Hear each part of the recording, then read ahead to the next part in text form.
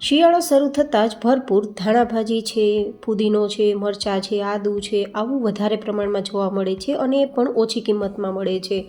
તો આ જ ડિમ્પલ્સ ડિશીસમાં આ બધી જ સામગ્રીઓને ભેગી કરી તેની એ રીતે આપણે સુકવણી કરીશું કે આપણે અડધીથી 1 મિનિટમાં તેનો પ્રીમિક્સ પાવડર તૈયાર કરી અને ગ્રીન ચટણી તૈયાર કરી શકશું. માત્ર આ પાવડરની અંદર પાણી ઉમેરશો તો ચટપટી ચટણી તૈયાર થઈ જશે, જેને તમે કોઈપણ ફરસાણ સાથે ખાઈ શકો છો. તો ચલો એકદમ હેલ્પફુલ આપણે ચટણીનું પ્રીમિક્સ પાવડર બનાવવાની રેસીપી શરૂ કરીએ, જે 1 વર્ષ કરતાં વધારે સમય સુધી તમે સ્ટોર પણ કરી શકશો.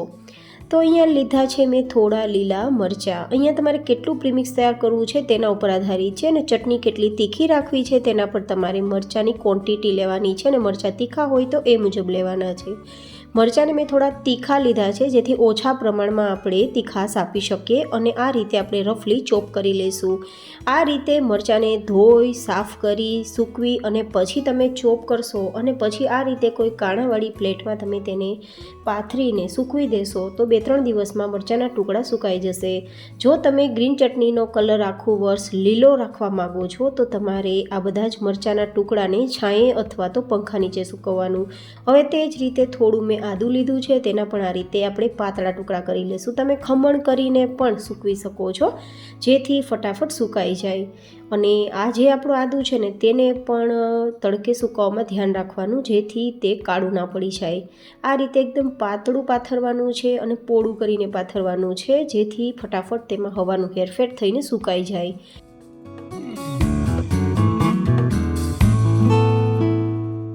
હવે લેશું આપણે અહીંયા ધાણા અત્યારે વધારે પ્રમાણમાં મળે છે, સસ્તા મળે છે અને એકદમ સરસ મળતા હોય છે.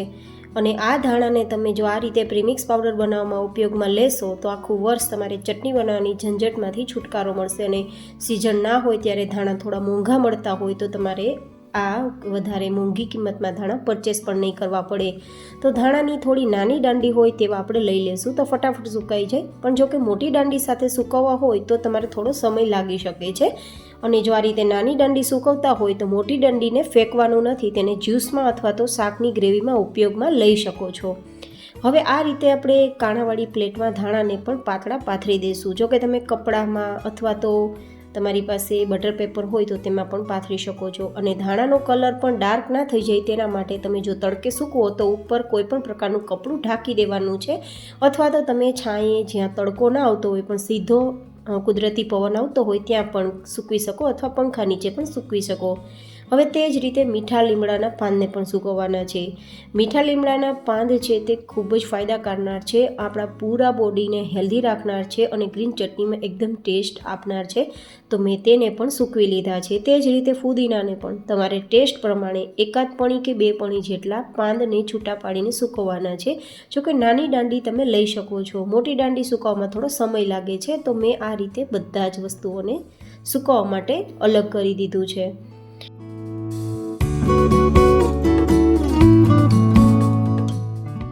અને હવે આ બધી જ વસ્તુઓ સરસ સુકાઈ ગઈ છે. તો સૌથી પહેલાં હું તમને ધાણા બતાવું છું. આ રીતે જો મેં તડકે સૂકવ્યા છે, પણ માથે મેં કપડું ઢાંકી દીધું હતું, તો કલર એકદમ ગ્રીન જ છે, ડાર્ક નથી આવ્યો. તે જ રીતે આદુના પણ ટુકડા થઈ જાય છે, મરચાંના પણ ટુકડા થઈ જાય છે, અને આ રીતે ફુદીનો પણ મેં સૂકવી દીધો હતો તો ફુદીનાના પણ ટુકડા થઈ જાય છે.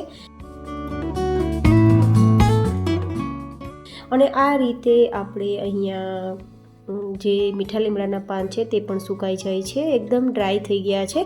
તો હવે બધી સામગ્રીને મિક્સરમાં લઈ લઈશું.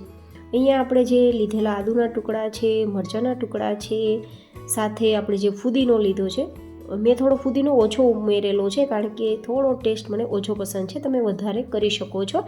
થોડા મીઠા લીમડાના પાન, ધેન આપણે સૌથી વધારે સામગ્રી લીધી હોય તો તે છે ધાણાભાજી, જે ચટણીને ગ્રીન કરવાનું કામ પણ કરશે અને નેચરલી પેટને ઠંડક આપવામાં ધાણાની કમાલ છે.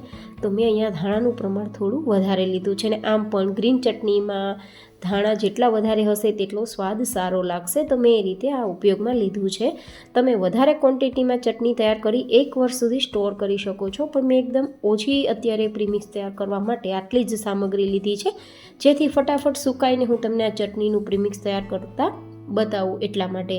હવે તેને થોડી થિકનેસ આપવા માટે અને સ્વાદ એકદમ સરસ આપવા માટે અડધા કપ જેટલા દાળિયાને ફોતરા કાઢીને ઉપયોગમાં લીધા છે. તમે સીધી દાળિયાની જે દાળ આવે છે ને તેને પણ લઈ શકો છો, તમારી ચોઈસ છે. હા, દાળિયા કે દાળિયાની દાળ ન હોય તો કાચા મગફળીના દાણાને પણ લઈ શકો છો, અથવા માંડવીના દાણા શેકી તેના ફોતરા કાઢીને પણ લઈ શકો છો. પણ તેમાં થોડું મોઇશ્ચર હોવાથી લાંબા સમય સુધી ચટણીનું પ્રીમિક્સ સારું નહીં રહે, તો મેં અહીંયા દાળિયાની દાળ અથવા તો દાળિયાને લીધા છે, જે ટેસ્ટ પણ સારો આપશે અને લાંબા સમય સુધી સેલ્ફ લાઈફ પણ વધારશે, સારું રહેશે. હવે એકાદ નાની ચમચી જેટલું નમક, 1/4 ટીસ્પૂન જેટલું હિંગ, 1/4 ટીસ્પૂન જેટલી આખું જીરું ઉમેરી દઈશું અને ખટાશ માટે 1 ચમચી જેટલો આમચૂર પાવડર ઉમેરીશું, જેથી આપણે ખટાશ મીઠાશવાળી ચટણી તૈયાર કરી શકીએ. 1 ચમચી જેટલી કે 2 ચમચી જેટલી ખાંડ. તમે મીઠી ચટણી પસંદ કરતા હોય તો ખાંડનું પ્રમાણ વધારવું, મીઠાશ ન પસંદ હોય તો ખાંડ સ્કીપ પણ કરી શકો. હવે આ રીતે દરદરો પાવડર તૈયાર કરી લઈશું અને પછી આ પાવડરને આપણે ચેક કરીએ તો આપણે એકદમ સરસ મજાનું ચટણીનું પ્રીમિક્સ જોવા મળશે. તો તમે જોઈ શકો છો કે ચટણીનું પ્રીમિક્સ આપણું તૈયાર થઈ ગયું છે. તમે કોઈ પણ એર કન્ટેનરમાં કે એર બેગમાં જેમાં હવાનું હેરફેર ન થતું હોય તેમાં તમે સ્ટોર કરીને રાખી શકો છો.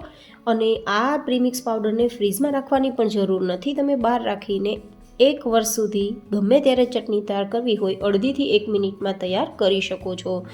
તો તમે કોઈ પણ ફરસાણ, પછી ગાંઠિયા હોય, ભજીયા હોય, ઇડલી હોય, સમોસા હોય, દાબેલી હોય, કચોરી હોય, બધા જમાં આ ચટણી તમે યુઝ કરી શકશો. ચટણી બનાવવા માટે માત્ર 1 ચમચી તમારે આ પ્રીમિક્સ પાવડર લેવાનો છે અને તેમાં તમારે થિકનેસ પ્રમાણે પાણીનો ઉપયોગ કરવાનો. મતલબ તમે ઘટ ચટણી પસંદ હોય તો ઓછું પાણી ઉમેરવાનું, પાતળી ચટણી પસંદ હોય તો થોડું પાણી વધારવાનું, તમારી ચોઈસ. બસ પાણી ઉમેરતા ચટણી આપણી તૈયાર.